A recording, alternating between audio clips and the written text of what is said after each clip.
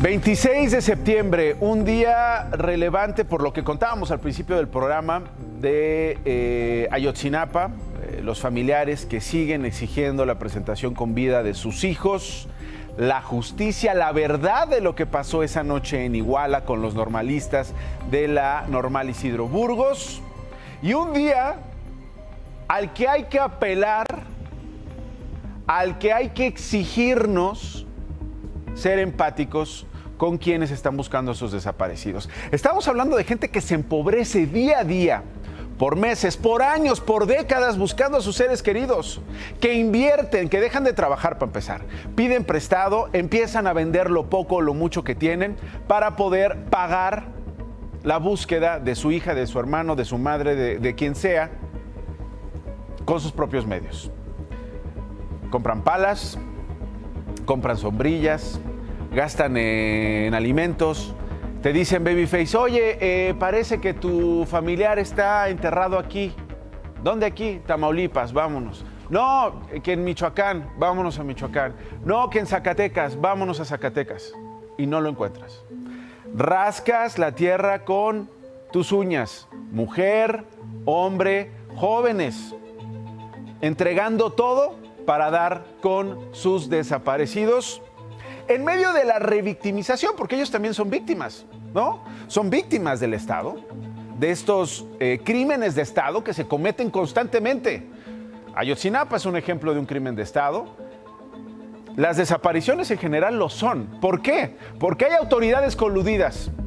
El policía municipal, el estatal, la Guardia Nacional, el militar, el mando del ejército, ¿no? Todas estas instituciones coludidas con el crimen organizado para desaparecer por un lado, pero por el otro también para perpetuar la desaparición, para que no haya justicia, para no dar con los responsables y para que la gente, insisto, siga siendo víctima en este gran negocio que es la impunidad, que beneficia a los criminales y a sus cómplices en los gobiernos y a sus cómplices en las instituciones.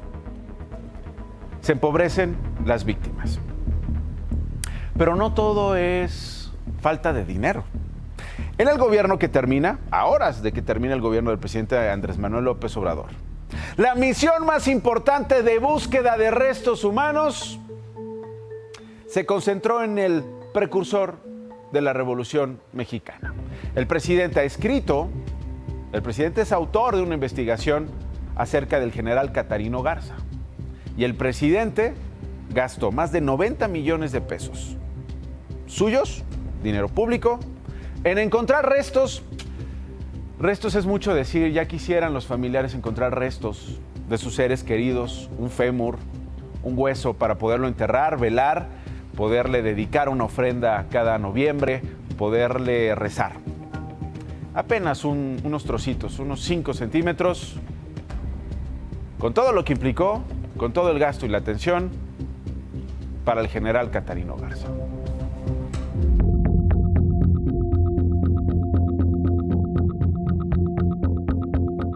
Lo considero un revolucionario importante, de esos, muchos héroes anónimos. Y tuvimos la suerte de que encontramos sus restos. Así anunció el presidente López Obrador hace más de 2 meses el hallazgo de los restos de Catarino Erasmo Garza Rodríguez, aunque lo de restos puede debatirse, pues solo se tiene de él un fragmento de 5 centímetros. Se trata de un segmento del cúbito derecho que originalmente medía 12 centímetros. Pero ¿quién es este personaje? La sinopsis del libro que el propio presidente publicó sobre él en 2016 lo deja muy claro.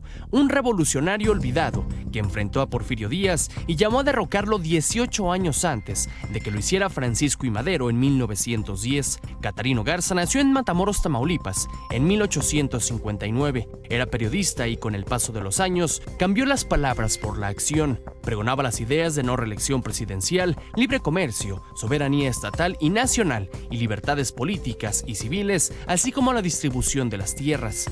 Su lucha antiporfirista fracasó y por eso decidió huir de México en 1892. Ese espíritu revolucionario lo llevó a otras batallas en Latinoamérica. Murió en un combate armado en Bocas del Toro, entonces Colombia y ahora Panamá, el 8 de marzo de 1895. A pesar de que su insurgencia no prosperó en nuestro país, sentó las bases para la Revolución Mexicana. La búsqueda de Garza recibió un trato preferencial por ser una misión ordenada por el presidente desde febrero pasado. No arrojó más fragmentos del líder revolucionario a pesar de un gasto público superior a los 9.5 millones de pesos y del despliegue de un gran número de militares, marinos, diplomáticos, científicos y genetistas. ¿Cómo supieron que el fragmento óseo es del general Garza? La Fiscalía General de la República lo comparó con los restos de sus hijas, quienes fallecieron en 1912 y 1960. La coincidencia resultó en 99.92%. Nos llena de orgullo el haber encontrado y trasladado a nuestro país, luego de 129 años, los restos del revolucionario Catarino Erasmo Garza Rodríguez, desde Bocas del Toro, Panamá, hasta su natal Matamoros. El lunes, el presidente López Obrador encabezó la ceremonia de repatriación de restos y de velación del busto y monumento de Catarino Garza en la ciudad fronteriza. Ahí la subsecretaria de Relaciones Exteriores, Laura Elena Carrillo, hizo unas declaraciones que causaron gran polémica. Catarino, ¿cómo ves que hay personas enojadas porque fuimos a buscarte y te trajimos de regreso? A esas personas yo les digo, ¿para qué se acongojan? No se irriten. Nosotros no somos superficiales como ustedes creen que somos. Le reprocharon la poca sensibilidad que mostró ante los más de 13,000 desaparecidos que hay tan solo en Tamaulipas, aunque más adelante sí hizo referencia a los desaparecidos en el país. Catarino, ¿cómo no íbamos a ir por ti?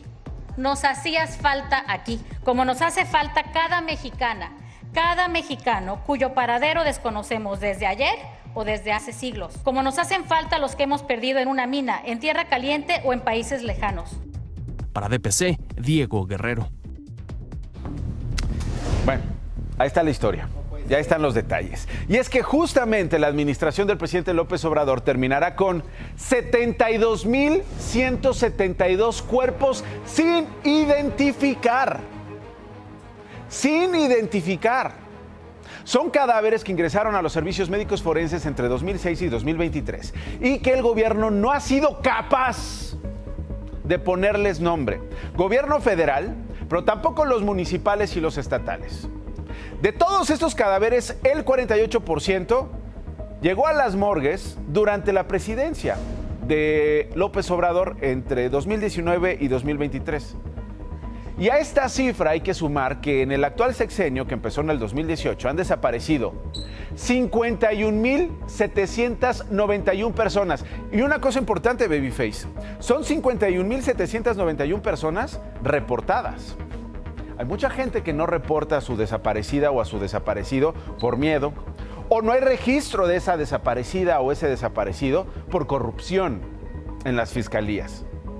Pero bueno, los más de 50,000 corresponden o representan el 44.8% de las 115,591 víctimas que hay en el país, acumuladas en el país. En el sexenio actual, 51,791. Acumuladas, desde que a alguien se le ocurrió, finalmente dobló las manos, se le ablandó el corazón y dijo, órale, vamos a contar a las desaparecidas y a los desaparecidos, más de 150,000.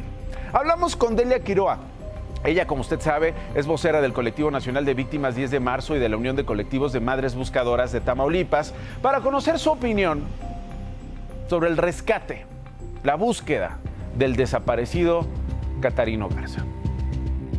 Nosotros vemos aquí la apatía e insensibilidad por parte del presidente de la República y la Comisionada Nacional de Búsqueda, porque no deberían de darle preferencia a casos de extranjeros desaparecidos o de personas que tienen tanto tiempo. No puede ser posible que se gaste tanto recurso en la búsqueda y localización de una sola persona cuando hay más de 100,000 desaparecidos en el país y la mayoría los tiene el gobierno y los puede entregar. Ahí está la señora Delia. Había dicho antes 150,000, Cristian, 115,000 acumulados, personas desaparecidas. Ojalá y no lleguemos nunca a 150,000, ojalá y no sean 150,000 por esta cifra negra, ¿no?, que muchos dicen existe, de personas que no se registran. 115,000 acumulados en todas estas administraciones. Ahora, una pregunta que no nos vamos a cansar de hacer, porque necesitamos, usted y yo, sensibilizarnos. ¿Cuáles son las dificultades que enfrentan ellas, las madres, por poner un ejemplo, porque hay padres, hijas, hermanas, en fin? Las dificultades que enfrentan para acceder a recursos que les permitan encontrar a los suyos. Nosotros, de hecho, nos tuvimos que amparar para poder acceder a los recursos que prevé la Ley General de Víctimas. Tenemos amparos para que nos puedan apoyar con eso. Entonces, pues no me parece justo, ¿no? Me parece una bofetada con guante blanco.